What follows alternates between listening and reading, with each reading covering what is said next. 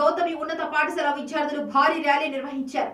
50 మీటర్ల జాతీయ జెండాను చేతబట్టి పాఠశాల నుండి RTC complex, cinema hall centre, Ambedkar కూడలి మీదుగా కొనసాగిన ఈ ర్యాలీని కళాశాలల రాష్ట్ర కన్వీనర్ రవికుమార్, శ్రీ గౌతమి పాఠశాల చైర్మన్ తామర మాణిక్యం సంయుక్తంగా జెండాను ఊపి ప్రారంభించారు.